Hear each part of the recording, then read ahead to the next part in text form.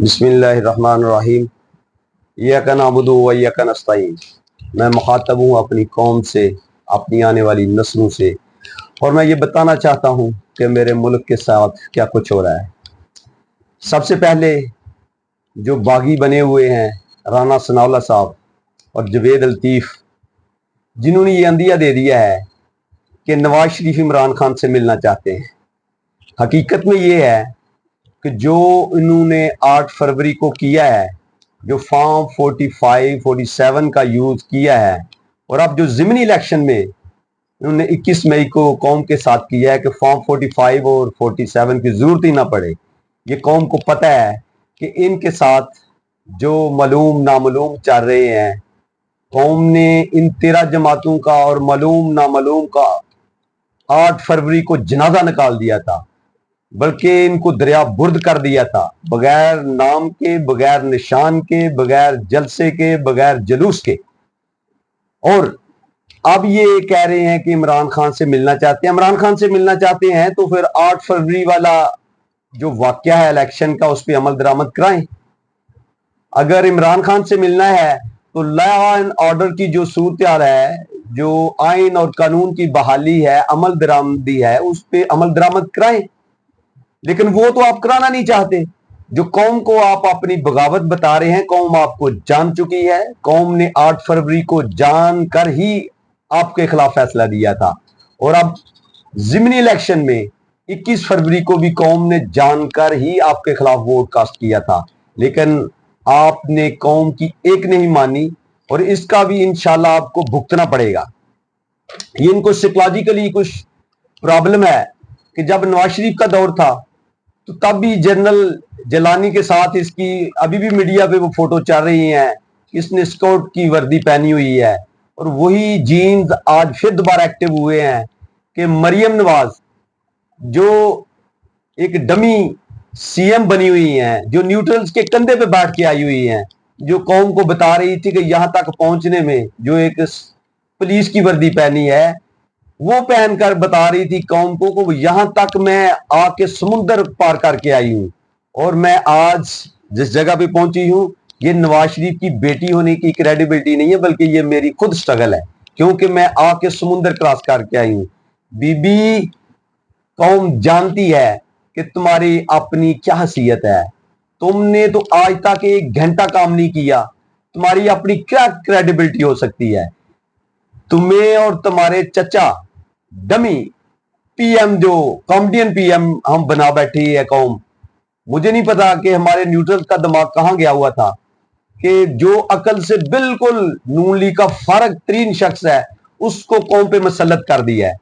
اور وہ بھی کہہ رہا ہے کہ میں خود ہی یہاں پہنچا ہوں، مجھے کسی نے نہیں بچایا۔ لیکن قوم ہر چیز کو جانتی ہے۔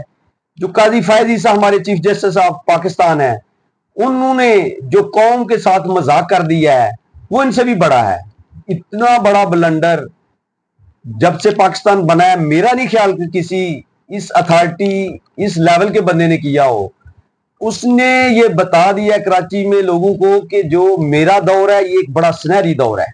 میرے دور میں لا اینڈ آرڈر کی صورتحال بہت اچھی ہے، اور میرے دور میں کسی جج پہ کوئی پریشر نہیں ہے۔ ارے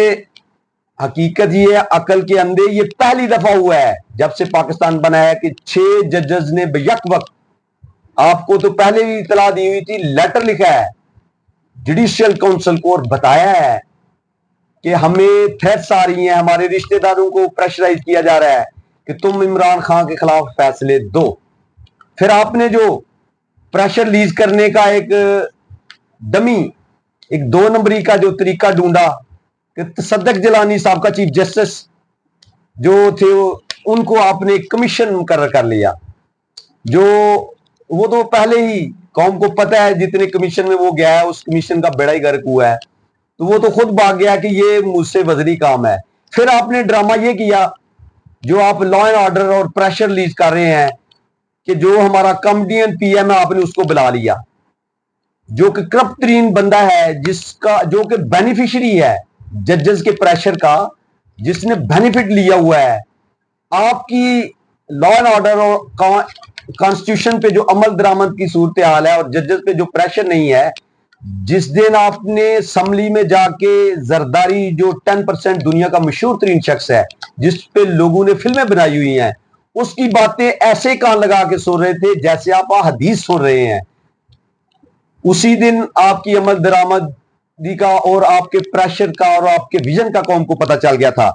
और जब जजेस ने ये खत लिख के कौम को बता दिया है, और जब आपने एक और ड्रामा रचाया कि जो लोअर जुडिशरी है उसको तजवीज के लिए लेटर लिख दिए कि जो एजेंसियों की इन्वॉल्वमेंट है या नहीं, इसका क्या होना चाहिए, उसकी तजवीज भेज दी लोअर जुडिशरी को। तो लोअर जुडिशरी ने आपको मुकम्मल एक मजबूत किस्म का मैसेज दिया कि हमें थ्रेट दी जा रही है। अब आप फंस गए हैं, आपका भागने का कोई रास्ता नहीं मिल रहा, आप अपनी एक्सटेंशन पकड़े हुए और आर्मी चीफ आपकी हमायत करते हुए। कौम उस वक्त जान चुकी थी जब आपने बल्ला छीना था, जब कौम को घर घर से उठा के जो तजवीज के निंदा थे, तईद के निंदा थे, जो डॉक्यूमेंट सबमिट करा रहे थे, और वो 9 मई का वाकया जिसकी आज तक आपने पिटीशन 9-10 माह हो गए हैं। 9 मई के वाकया की तहकीक के लिए आपके पास एक पिटीशन गई हुई है। काजी फैज साहब, आपकी 2 नंबरी की बिना पे, आपके जाती लालच की बिना पे और आपकी जाती एक्सटेंशन की वजह से आपने आज तक वो पिटीशन नहीं लगने दी। कौम को ये सारा पता है, और जजेस ने लेटर लिख के आपकी असल हकीकत बता दी है। सनम जवेद 9-10 माह से जुडिशल है, आलिया हमजा वो भी 9-10 माह से जुडिशल है, आजाद चौधरी, इस तरह उमर चीमा साहब और दीगर जो पीटीआई के दोस्त जो 9-10 माह से जुडिशल हैं, जो बुशरा बीबी का आज तक आप मेडिकल चेकअप नहीं करवा सके, इमरान खान का मेडिकल चेकअप नहीं करवा सके, अगर कराया जा रहा है तो सरकारी जो इनके बिके हुए डॉक्टर हैं, जो नवाज शरीफ को ये डिक्लेयर कर चुके थे कि इसके प्लेटलेट्स खत्म ही हो गए हैं, दिमाग इसका काम करना छोड़ गया है, लंग्स इसके काम नहीं कर रहे, गुर्दे इसके नहीं कर रहे, ये आप उन डॉक्टरों के पास उन्हें भेज रहे हैं। आपको पता है कि उनको जहर दिया गया है, उसके असरात सामने आए हैं। बल्कि आपके इल्म भी है कि जिस दिन इमरान खान को कहा गया कि बुशरा को जहर दिया गया है, तो इमरान खान साहब ने जेल से यह पैगाम दिया था कि अगर बुशरा को कुछ हुआ तो मैं आर्मी चीफ का घेराव करूंगा, मैं उसका कानूनी हल निकालूंगा और इसका पीछा नहीं छोड़ने वाला। तो उसके गिर्द 3 दीवारें बना दी गई थी जेल के अंदर ही। आपको लॉ एंड ऑर्डर का पता है, लेकिन आपकी जरूरत नहीं कि आप सुबह मोटर नोटिस लें, क्योंकि आपके बच्चों की प्रॉपर्टी, नवाज शरीफ के बच्चों की प्रॉपर्टी एक है, वो भी लंदन में ले बैठे हैं और आपके बच्चे भी ले बैठे हुए हैं। और अब नवाज शरीफ को बागी बनाने की कोशिश की जा रही है। वो तंग पड़ चुका है लंदन से,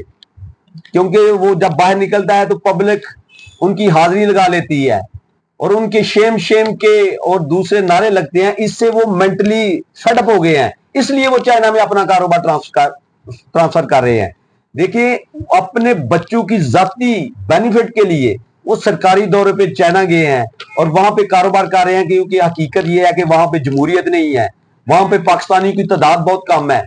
और आप वहां पे अपना सेफ साउंड कारोबार चलाना चाहते हैं, मुल्क को नहीं चलाना चाहते। और कौम को पता है कि आप एस्टेब्लिशमेंट के कंधे पे बैठे हुए हैं, आपको किसी ने नहीं उतारा। जो कौम जान चुकी है वो आप बुला नहीं सकते, क्योंकि अब सोशल मीडिया का दौर है। देखिए, इमरान खान के दौर में चीनी का रेट क्या था और आज क्या है। आज दोबारा अंदिया दे दिया गया 3 रुपए बिजली और मजीद महंगी करने का, रात की 10 रुपए चीनी के और बढ़ गए हैं, पेट्रोल मजीद महंगा होने जा रहा है और किसान की कब्र खोद दिया आपने अपनी कमीशन के लिए। जो बाहर से इंपोर्ट कर लिया गंदम, आपने किसान की कब्र मजीद गहरी कर दी है। पहले उसकी जो प्रोडक्शन कॉस्ट थी वही बहुत ज्यादा थी, आप उसको रेट नहीं दुरुस्त दे रहे, उसकी गंदम का रेट 0 लेवल पे ले गए हैं और उसका तो जनाजा निकल रहा है पहले ही। बिजली महंगी, तेल महंगा, चीनी महंगी,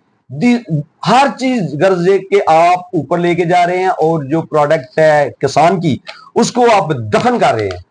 और आखिर पे देखिए, जो आला ज़र्फ लोग होते हैं उनकी बयान, उनके लबो लहजा भी आला होता है। शेर अफजल मरवत ने जो सऊदीया के खिलाफ बयान दिया था, तो उसने खुद عمران خان سے ملنے کے بعد یہ آ کے قوم کو بتایا کہ میری بڑی سرزش ہوئی ہے. عمران خان نے کہا کہ آپ نے سعودیہ کے خلاف بیان کیوں دیا ہے. دیکھیے یہ پہلی دفعہ میں نے اپنی زندگی میں دیکھا ہے